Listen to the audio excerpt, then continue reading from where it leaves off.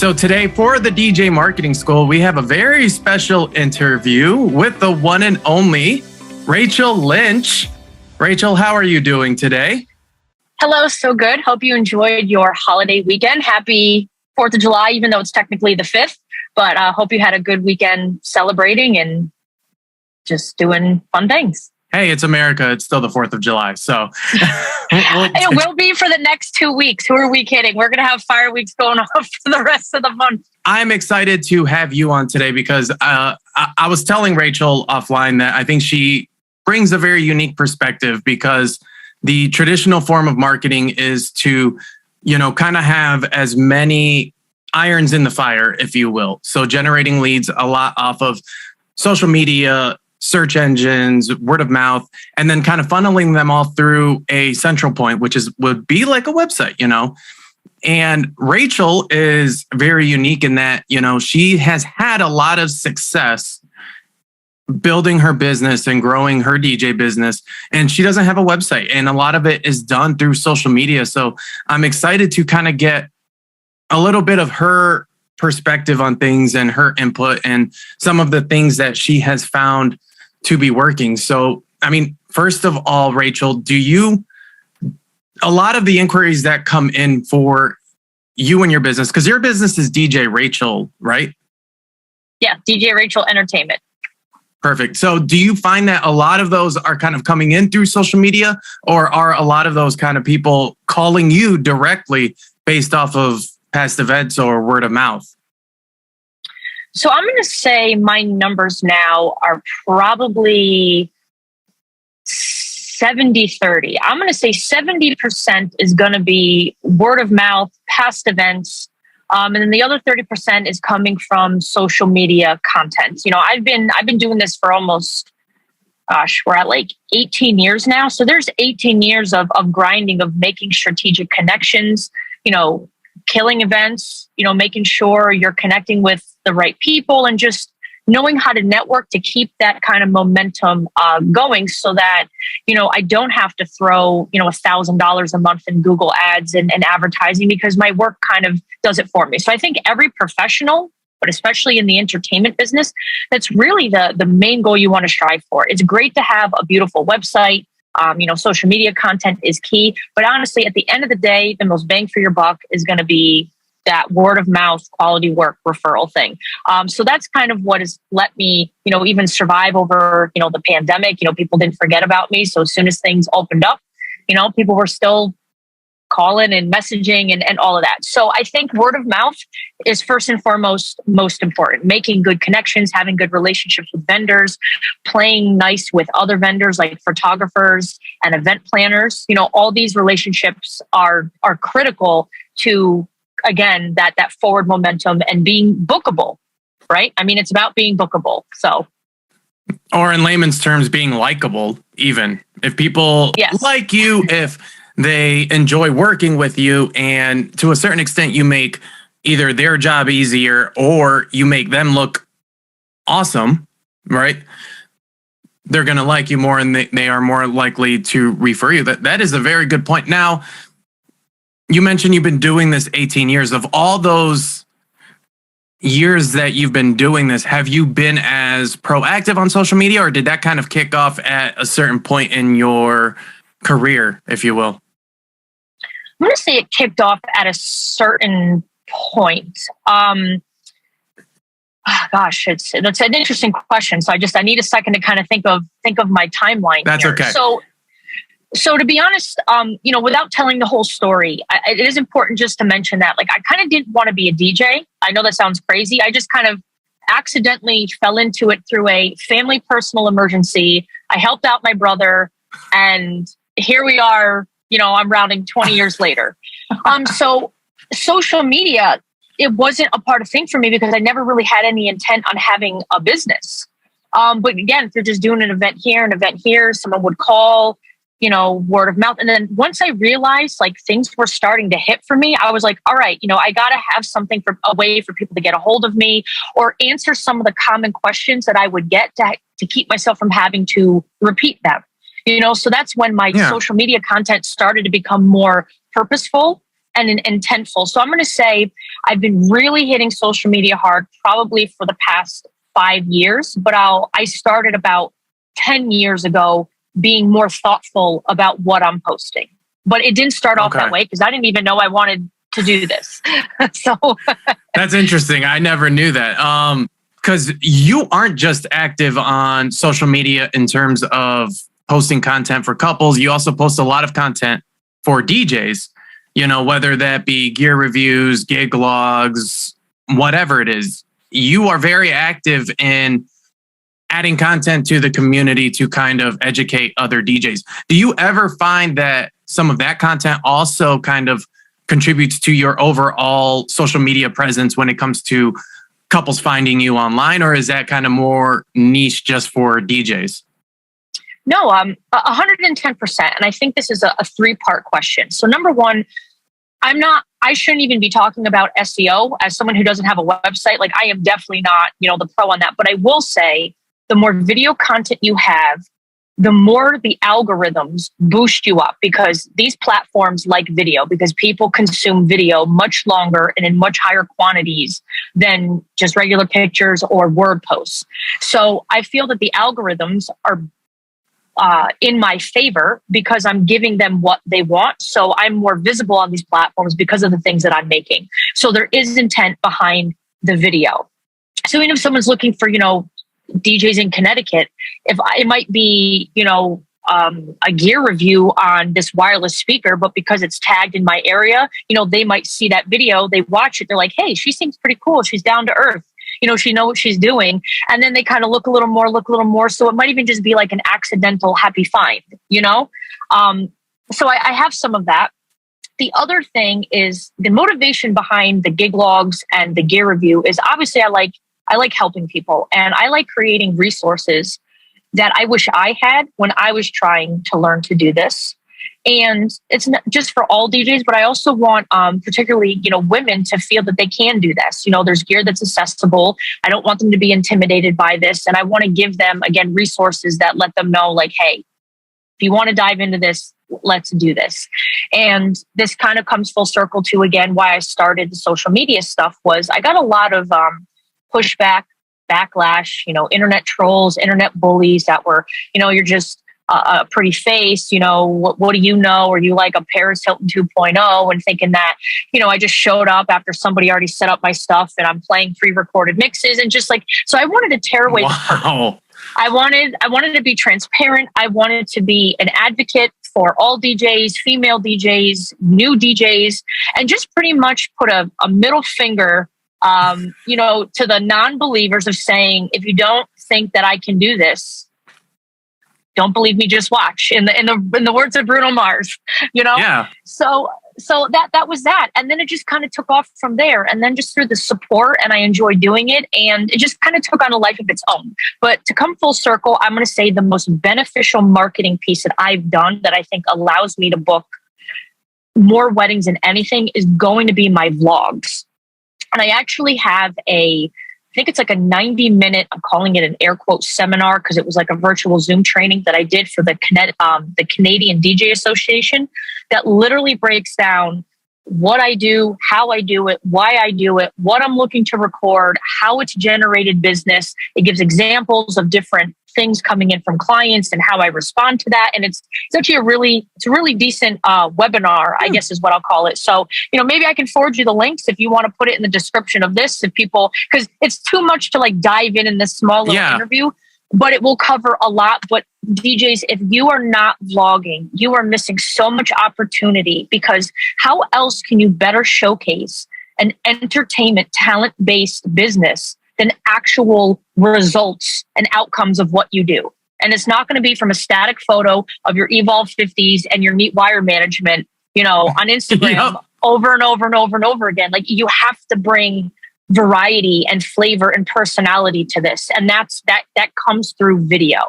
It is so funny that you say that, because this year I actually started doing gig logs. I have 3 on my YouTube channel right now.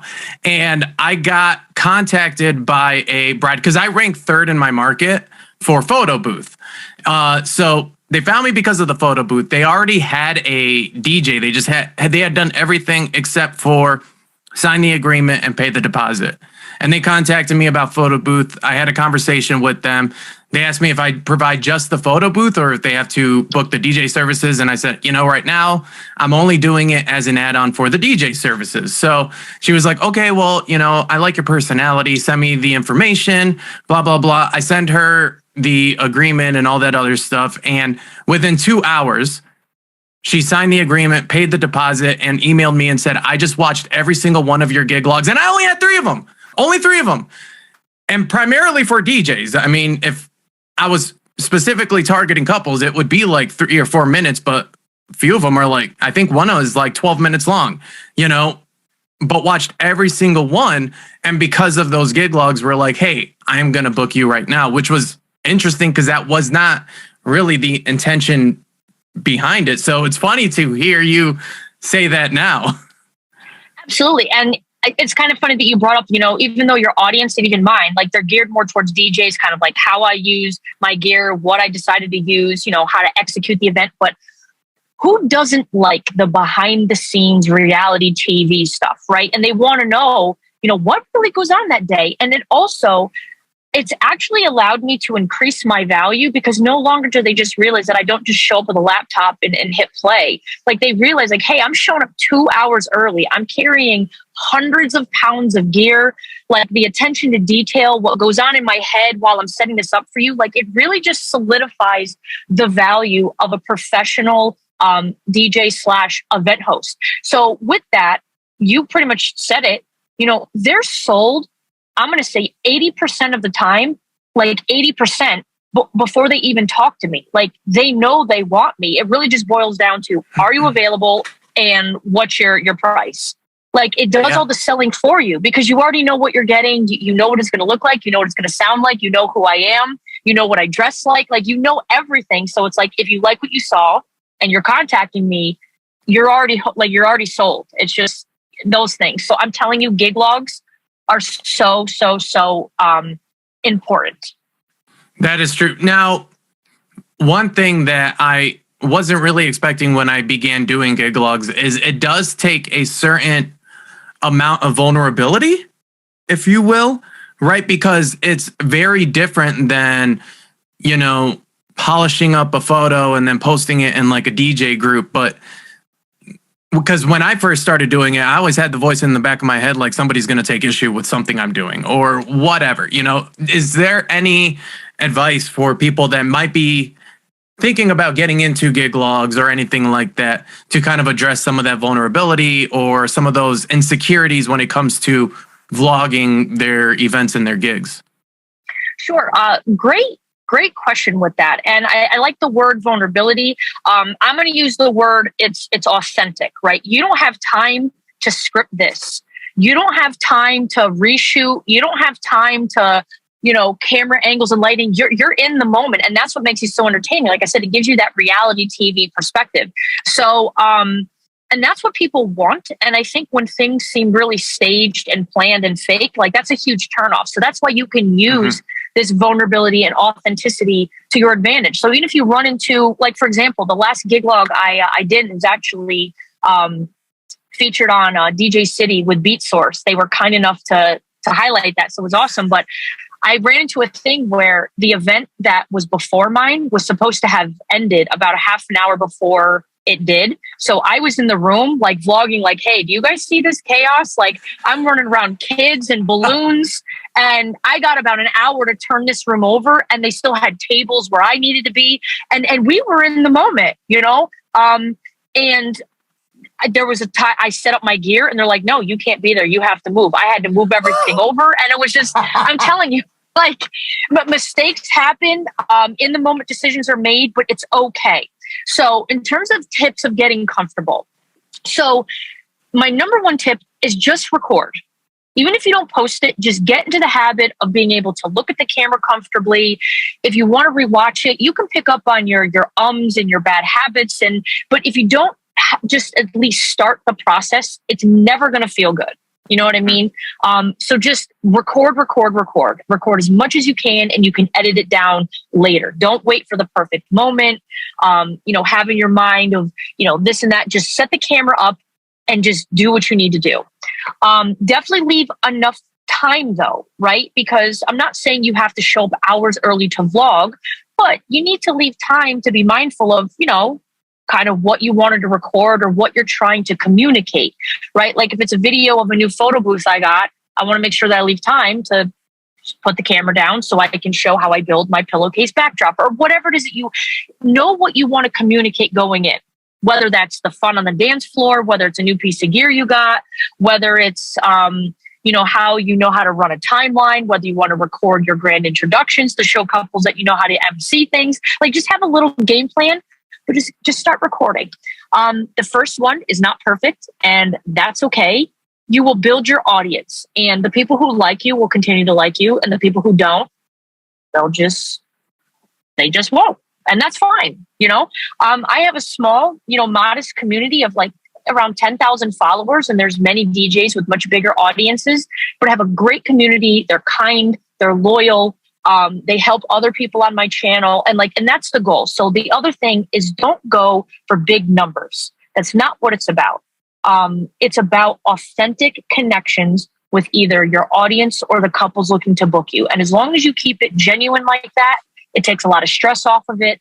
And it keeps it fun, and that's it, but there's no right or wrong. It's authentic. It's in the moment, and that's it. So I love that. And I like how you say, just start, because one thing I've been wanting to do for years is doing like the whole gig log thing, because I started DJing. The first time I DJed my first wedding was in 2017. And pretty much right when I started, I ran into like Rick Webb. I ran into your channel, Brian S. Red, the guys that were doing DJ Bar, that were doing a lot of gig logs. And that not only inspired me to actually DJ, because very similar to you, I didn't really plan on being a DJ kind of thing. But that inspired me to do it. So I always wanted to begin doing it. But for especially the last probably 2 years, I had wanted to do it, but I was still doing kind of a mix of my own events mixed with contracted gigs where people would hire me to DJ under their name.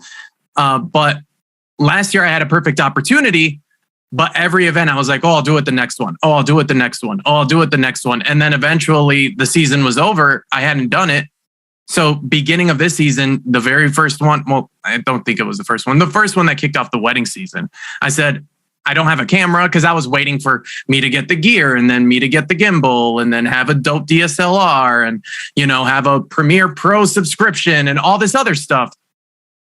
But that first gig I did, I said, I'm just going to take out my cell phone and I'm just going to record as much footage as I possibly can, and I found that the process was a lot more fun and a lot less, not intimidating, but a lot less pressure than I thought it would be, because I'd kind of built it up in my mind to be like this huge thing. And like, it really isn't, and I think. And I'm so glad you brought that up. So a big part of that webinar I was telling you about is about, what I used to vlog. Folks, if you have a cell phone, you can vlog. As someone who's been doing this for years, I still don't have a DSLR camera. I don't have, fancy Bluetooth mics. It's literally, I record. Okay, dude, everything I do literally is with a $20 selfie stick that I got off Amazon that goes into a little tripod, or you can hold it. I use my iPhone 13 Pro Max. I record on there. I even edit it. I use something called InShot, and I use my finger. I don't own any. That is so I don't have a gimbal. Do nothing. If you have a cell phone, you can vlog. And I'm at a point now. I refuse to complicate the process. I have a system. It works. It's a cell phone and a stick. Now I will say I do have a Bluetooth mic that I will use if I'm doing a gear review. I just posted a video on these Lynch dummy plugs. I had a little Bluetooth mic, but it's literally you turn it on, it connects to the phone. That's it. So a selfie stick, a cell phone, and maybe a Bluetooth mic if you want to go that route. But you don't need expensive gear. The end. I'm living proof. That's so awesome. don't let that be an excuse. I never would have expected that. I mean, just watching a lot of your videos, because all of them are very good quality, you know, like you said, they are authentic. They aren't necessarily like overproduced or over cinematic. So I never would have expected that. But I also think as DJs and just inherently being more gear centric and technologically inclined, if you will, oftentimes we set these invisible barrier of entries for ourselves, right? So kind of like I was saying, I expected I needed a DSLR, a gimbal, Premiere Pro in order to begin gig logging, when here you've been doing it for years and being some of the content that I used to consume and just using a cell phone and me never realizing that, you know? So I think that's interesting. That's it. Just a cell phone. Now, cell phones are amazing now, man. It's a 4K, like they're the low light, like any decent newer cell phone is good enough. Like they record awesome. So yeah. And that is 100% true. And I think too, recording it with a cell phone also can add a little bit of that authenticity, right? Because it's super easy to overproduce something and make it look too cinematic. And then all of a sudden it doesn't carry the same weight or doesn't feel as authentic as maybe it could if it was just recorded with a cell phone. So it's easier, you know, it's something that all of us have. And then just take the dang thing out and hit record, you know. That's it. Just hit record. Send me that document or that webinar. Send me the webinar that you were talking about, and I'll definitely post it with this, because I think that would be really valuable for some people that either want to get into gig logs. Because I mean, I see it all the time, especially in the DJ groups. And I was one of these guys where, oh, I'm going to start my first gig log or whatever. And I still see it a lot where people are like, oh yeah, I plan on doing my first gig log this weekend. And then somebody actually commented on one of my videos, I'm going to do my first gig log this weekend. And I replied like 3 weeks later, hey, did you do your gig log? No, but I'm going to do it this weekend, you know, and it just always kind of next weekend. So send me that webinar, because I think that might be really useful for some people that just want to go ahead and start doing it, you know? Sure. And just again, back as a marketing tool, how cool is it for a couple to put in Candlelight Farms venue and your videos 2 or 3 down, and then they can literally see their venue in action and know that you're a trusted advocate of that venue. Like, you know what you're doing, you know where to set up, you know how it works. Like, it's an extra vote of confidence.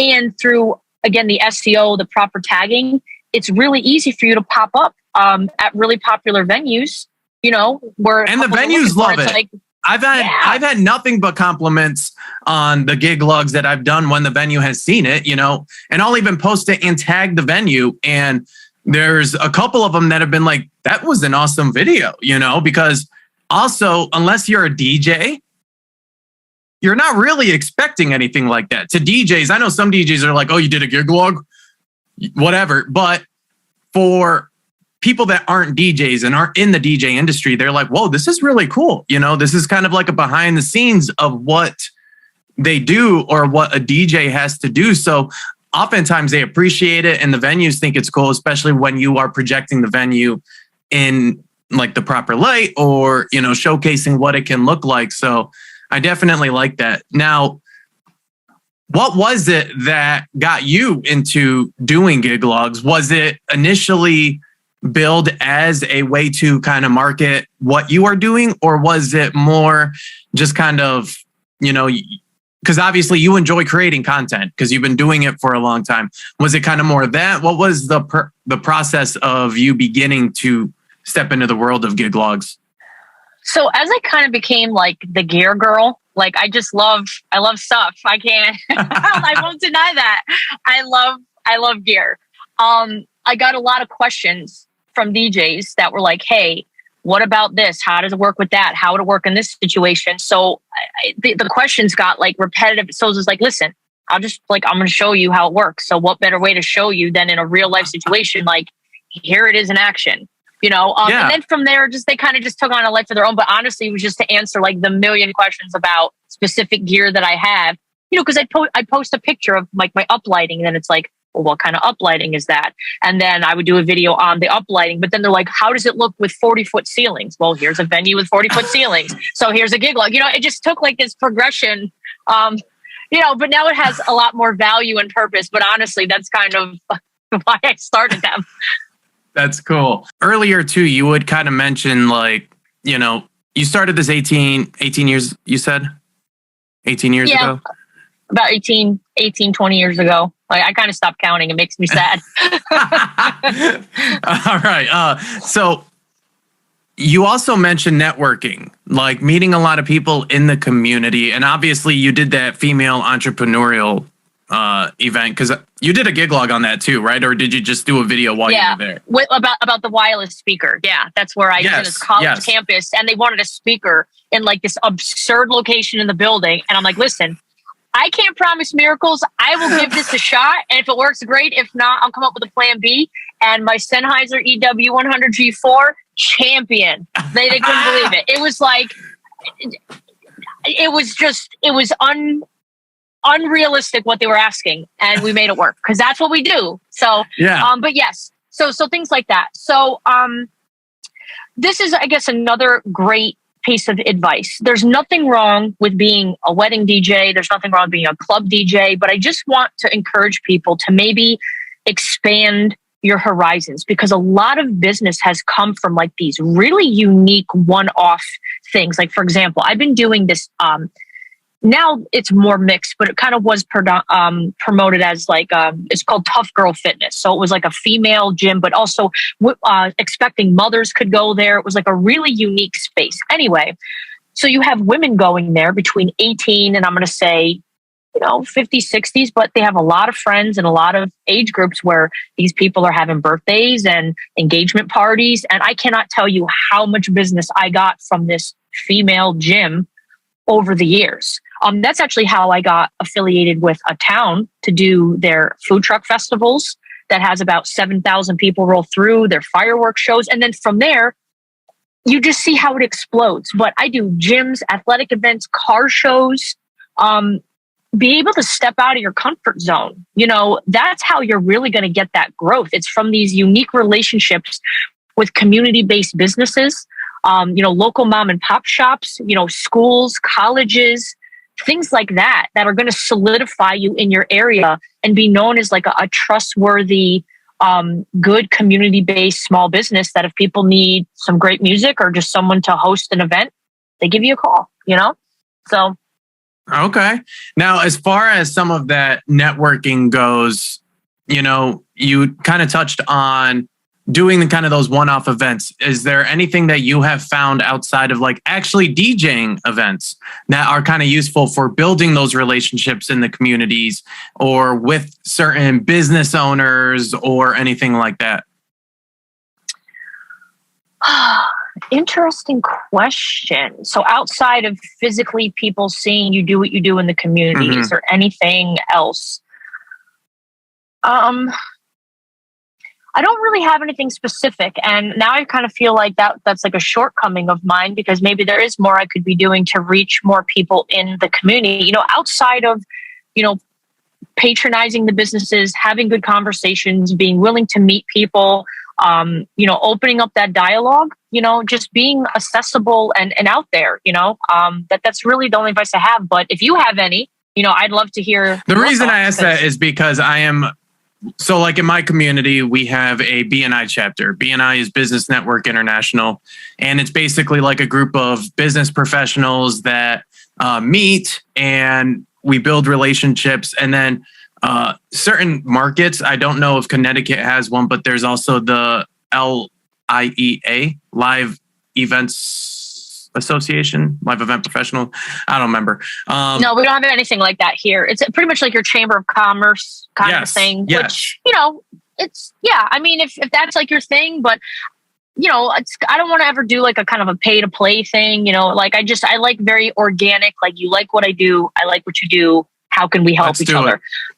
And honestly, other DJs, I've had so much great work from networking with DJs and seeing them as friends rather than foes, as advocates and colleagues rather than competition. right? I'm a Yes. solo op. There's only so many events I can do, and I am more than happy to give a colleague who's trusted and respected, and I know the kind of work that they do, say, hey, listen, are you available on this date? Take it. Like, I don't want anything off the top. Just do a good job because I'm referring you, and return the favor. You know, it makes the world go round.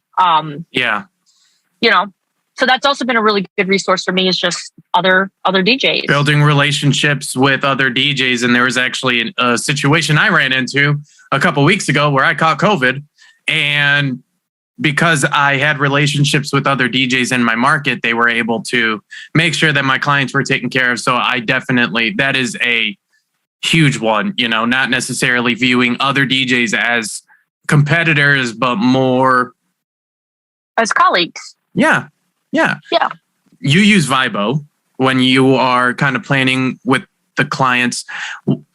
Earlier, you had also mentioned, you know, the way that you perform at an event is crucial to building those relationships and potentially getting some of those referrals.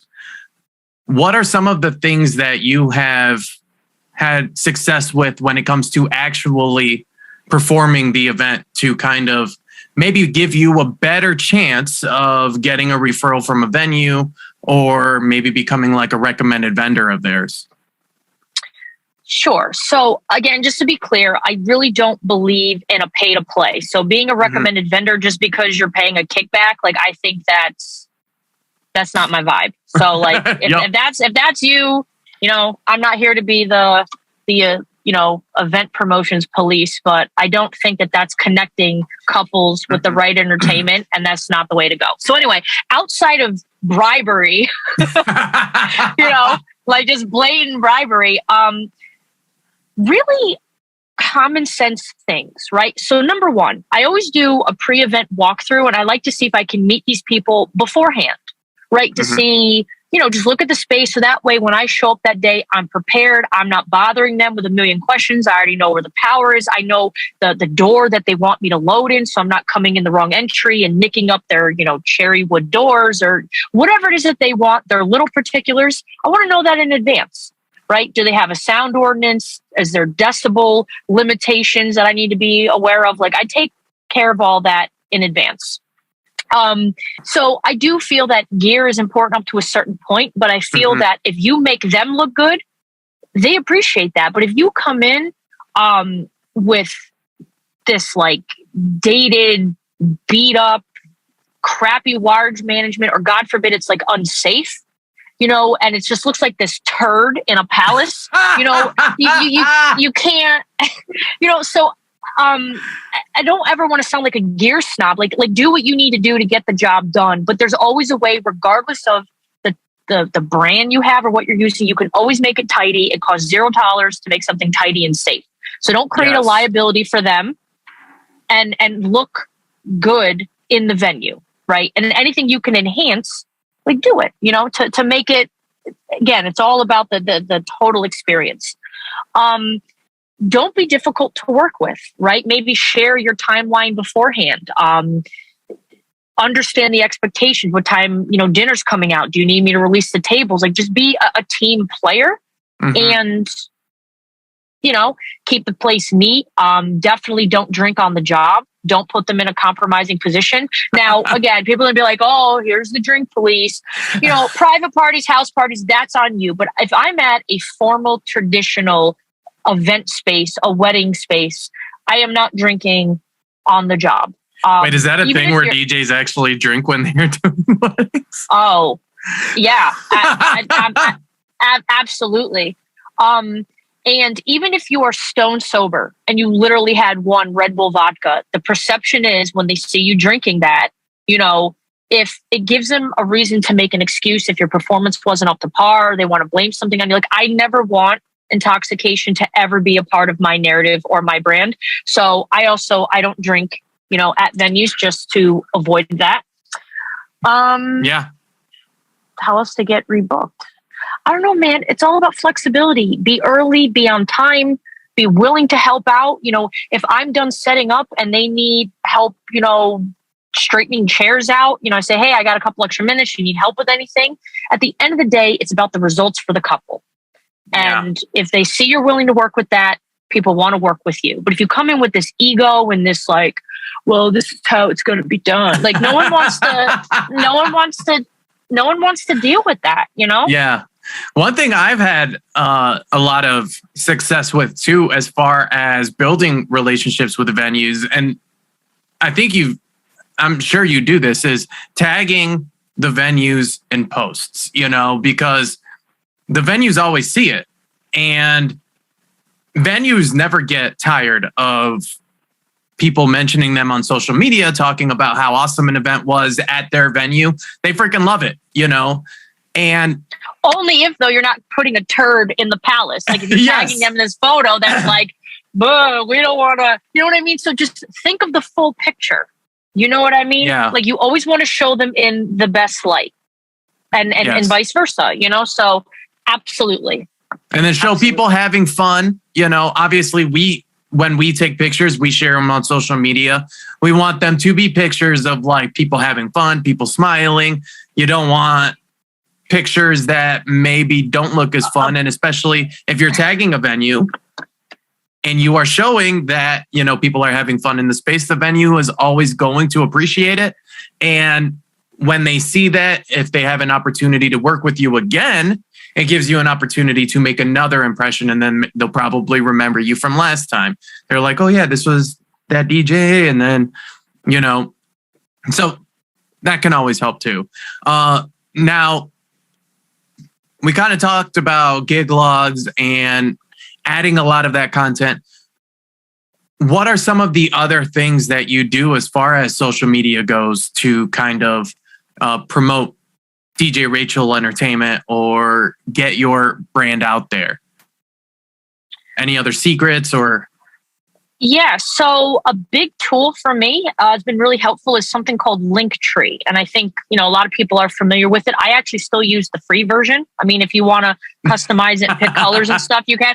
I'm telling you, man, like I keep it basic. And it's all how you use the tools. But so essentially, if you aren't familiar with Linktree, and I do talk about it in that webinar, it's a centralized location where you can direct people to important links or content that you want them to be able to view with just a tap of a finger without them having to search in a million different places or go to an email signature or this or that. Like, for example, on Instagram, we know that you only have one spot where you can share a link, right? Up at the see bio link or whatever they call it. So it's like, okay, well, what do I put there? Do I put my Mixcloud? Do I put my YouTube channel? Do I put a link to my website? You know, this, that, the other thing. So without having to choose, you put your Linktree account, they tap that, and then now they can go to your website, they can go to your reviews, they can go to your Mixcloud, they can go to your YouTube, they can go to your TikTok, they can tip you, whatever you want to put in it, right? So make it easy for people to find you. Continuity in tags, continuity in brand, you know, just make so that people can find you easily without making their head spin. So Linktree has been a really good tool for me with that. And as far as social media goes, are you kind of more active on other platforms, or is it Facebook, Instagram? Is there one that you see kind of generates a lot more leads or traffic for you? So in terms of like, I'm going to say cold calls of people saying like, hey, I found you. I like what you do. Are you available? Blah, blah, blah. Instagram has been key. In terms of solidifying the sale, YouTube, because again, the gig logs are like, hey, like we love what she does.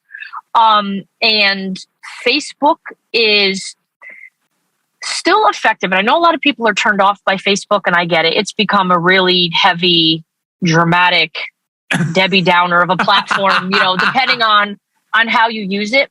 But if you run your business page right and you have your profile dialed in, it gives a sense of credibility because they could go way back. You know, what do you like to eat? Where do you travel? What kind of person are you? You know, and if you think that they're not using it as like a background screening tool, essentially, you know, they are. The clients are diving in. So just be mindful of the memes you post, you know, how you respond to people, the tone of just what you're putting out there. And I'm not saying don't be you. I mean, you're interviewing me dressed in a Ghostbusters hoodie. Like, I don't care if you don't like Ghostbusters, then don't book me, But at the end of the day, you have to be mindful of these little things. So honestly, every platform has a purpose. That's why I don't like weighing one over the other, because they all are important. You need to meet your audience where they want to be met. Now, I'm not a big TikToker. I've done a couple. I jumped on the bandwagon during, 2020, the world shut down when that kind of blew up. But there are some DJs absolutely smashing it on TikTok with like their little transitions and just their video clips of the dance floor, and they are killing it. So my best advice is use a platform that you feel comfortable with. If you're not a talking head, maybe YouTube isn't, your platform, but you might be okay with doing short little clips of just your scratch patterns or whatever it is that you do. So then maybe TikTok is good for you.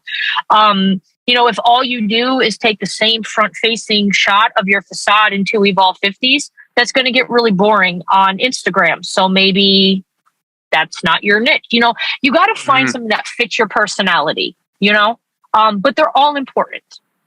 And I also want to, as we kind of, come full circle here, I'm not saying websites don't have value.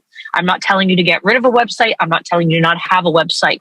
Just having a website isn't enough, because in my opinion, a website is like a billboard, right? It's planned, it's staged, it's crafted. It's what you want people to see about you. But people know that, right? Because it's things that are planned and curated for you to kind of sell to them and make brand awareness. Social media is like your diary, right? It's the behind the scenes detail. It's the little bit more, spicy things, the authenticity. So when you have a healthy combination, I think that's where you're going to really knock it out of the park.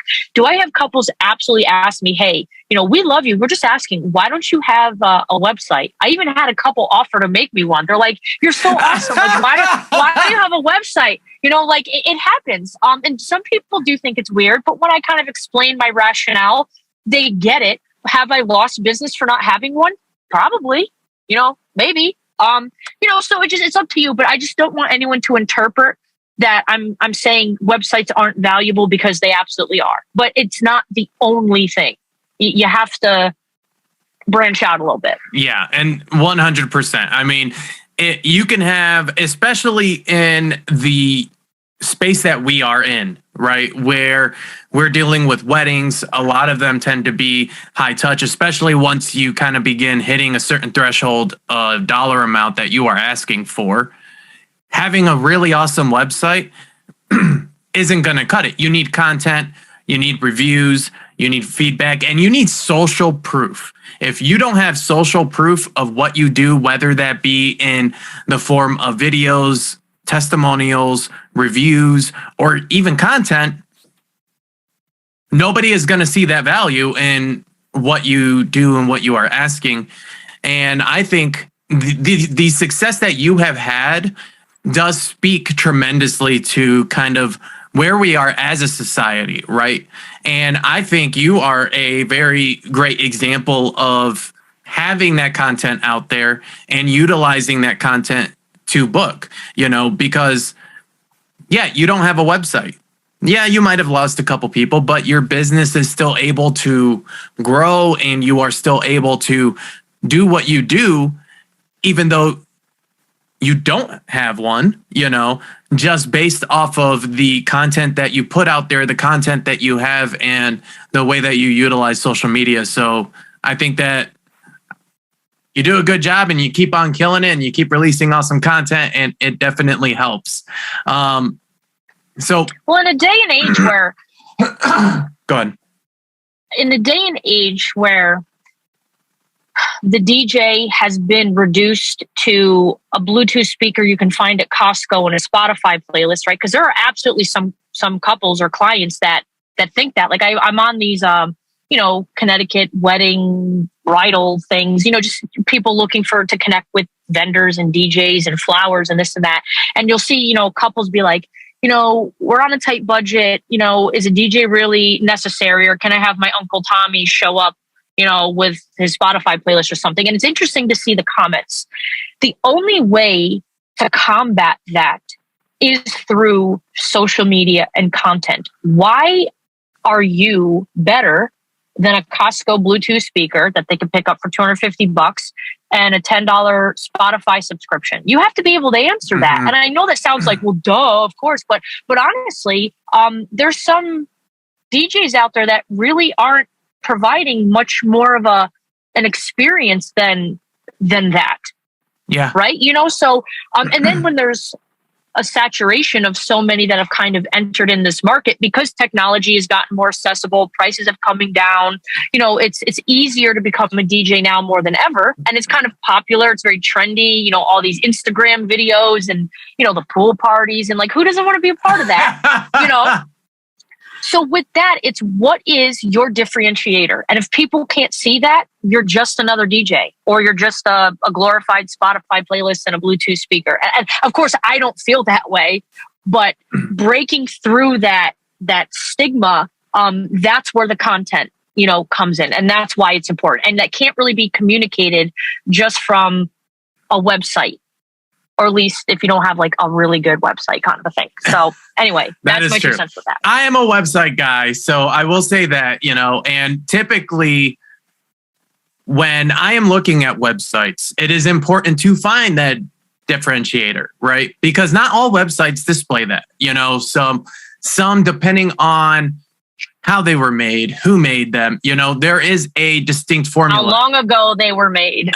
Bingo. How long ago they were made, but when you can take that combination of content that you have out there on social media, the social proof from past events, the relationships that you have built, and design the website in a way that it speaks to what differentiates you.